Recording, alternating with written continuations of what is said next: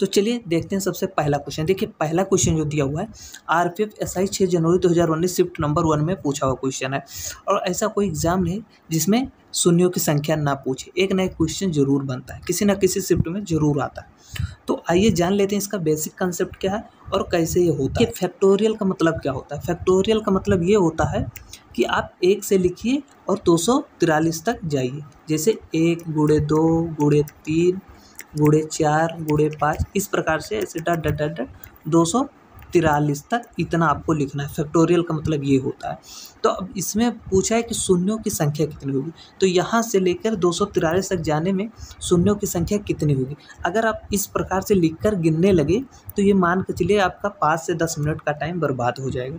लेकिन ये ऐसा नहीं किया जाता है। किस प्रकार से किया जाता है ये जान लीजिए, थोड़ा ये जान लीजिए। देखिए जीरो कैसे बनता है, शून्यों की संख्या मतलब कि शून्य कितने शून्य आएंगे, तो शून्य कैसे बनता है। जैसे देखिए अगर एक कोई 2 आ गया और एक 5 आ गया तो इसका गुणा करते हैं तो कितना होता है 10।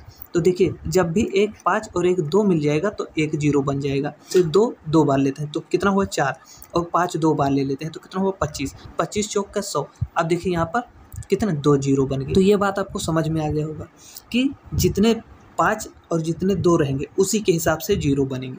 तो देखिए अब अगर 1 से लेकर 243 तक हम लिखते हैं तो 2 की संख्या तो बहुत होगी, तो हमें 2 की संख्या नहीं निकालना है, सिर्फ 5 की संख्या निकाल लीजिए और जितना 5 रहेगा बस मान कर चलिए उतना 0 बनेगा, क्योंकि 2 की संख्या अधिक है और जैसे 2 संख्या दी हुई है तो जिसका जो कम रहेगा उतना ही 0 बन पाएगा है। तो अब आइए क्वेश्चन को हम लोग सॉल्व करते हैं। जैसे देखिए 200 कितना है 43 है।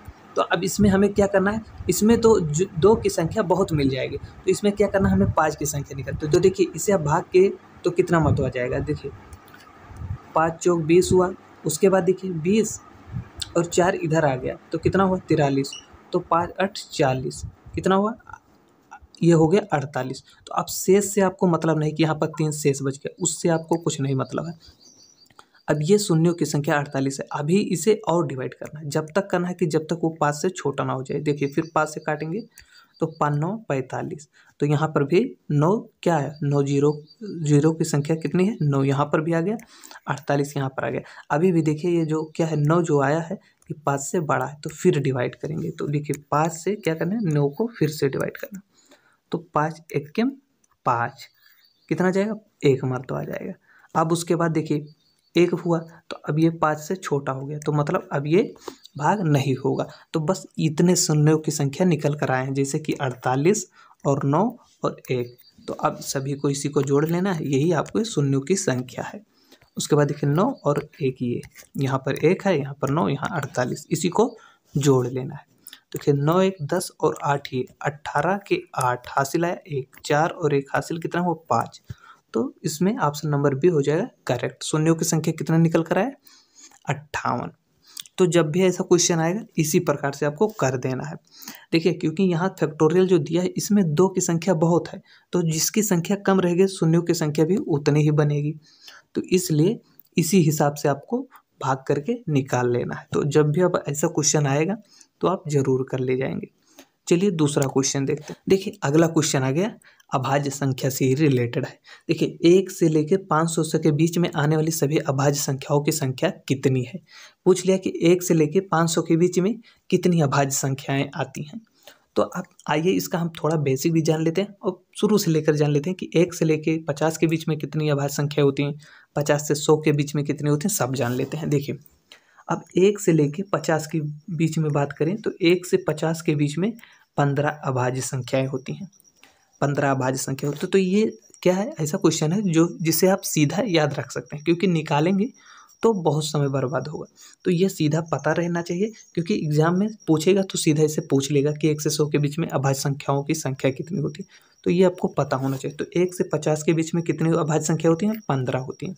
और फिर 50 से लेकर 100 के बीच में कितनी अभाज्य संख्याएं होती हैं, कितने होते हैं, तो इसके बीच में होते हैं 10 अभाज्य संख्याएं। तो 1 से 50 के बीच में 15 और 50 से 100 के बीच में 10 अभाज्य संख्या होती है। तो अब कोई पूछ ले कि 1 से लेकर 100 के बीच में कितनी अभाज्य संख्या होती हैं, तो इसी को जोड़ लेना 15 10 25। तो 1 से लेकर 100 के बीच में कितनी अभाज्य संख्या होती हैं 25 होती हैं। उसी प्रकार से देखिए 1 से लेकर अब अगर बात किया जाए 500 तक, तो 1 से लेकर 500 के बीच में जो अभाज्य संख्या होती हैं वो होती हैं कितनी, 95 अभाज्य संख्याएं होती हैं। तो ये आपको सीधा पता होना चाहिए। 1 से लेकर 500 के बीच में पूछा था तो कितना हो जाएगा, 95, ऑप्शन नंबर सी हो जाएगा। और भी हम जान लेते हैं, जैसे 1 से लेकर कितना पूछ ले, 200, 100 से पहले जान लेते हैं। जैसे 100 से लेकर 200 के बीच में पूछ ले कि कितनी अभाज्य संख्याएं होती हैं, तो कितनी अभाज्य संख्याएं होती हैं, तो होती हैं कितनी, 21 अभाज्य संख्याएं। कितनी, 21 अभाज्य संख्याएं। तो ये सब आपको याद रख लेना है, क्योंकि ऐसा ही क्वेश्चन पूछ लिया जाता है। देखिए अब यहाँ पर 1 से लेकर 500 के बीच में कितनी अभाज्य संख्याएं हैं, ऐसा पूछा है, और ऐसे ही क्वेश्चन बन जाते हैं। तो अब ये आपको पता हो गया कि 100 से लेकर 200 के बीच में कितनी अभाज्य संख्याएं होती हैं, 21। 1 से लेकर 100 के बीच में कितनी होती हैं, 25, और 100 से लेकर 200 के बीच में कितने होते हैं, 21। अब अगर सीधा सीधा कोई पूछ ले कि 100 से 200 के बीच में कितनी अभाज्य संख्याएं होती हैं, तुम नहीं बता पाएंगे। 21 100 से 200 के बीच में, और 1 से लेकर 100 के बीच में 25, तो 25 और 21 कितना हुआ, 46। तो 1 से लेकर 200 के बीच में कितनी अभाज्य संख्या होती हैं, तो 46 होती हैं। इस प्रकार से आप याद कर सकते हैं। ये भी आप जान लीजिए, जैसे 1 से लेकर 1000 के बीच में बोले कि 1000 के बीच में कितनी अभाज्य संख्याएं होती हैं, तो कितनी होती हैं, सीधा सीधा आपको याद रखना है। 1 से लेकर 1000 के बीच में जो अभाज्य संख्या होती हैं वो होती हैं 167 अभाज्य संख्या। कितनी, 167 अभाज्य संख्या। तो ये आपको सीधा याद रख लेना है। 1 से लेकर 1000 के बीच में बोलेगा कि कितनी अभाज्य संख्या होती हैं, तो 167 अभाज्य संख्या होती हैं। 1 से लेकर 500 के बीच में बोलेगा तो कितने होते हैं, 95 अभाज्य संख्याएं होती हैं। 100 से लेकर 200 के बीच में बोलेगा तो कितने होते हैं, 21 अभाज्य संख्या होती हैं। 1 से लेकर 100 के बीच में बोलेगा तो कितने होती हैं, 25 अभाज्य संख्या होती हैं। तो इस प्रकार से इसे आप याद रख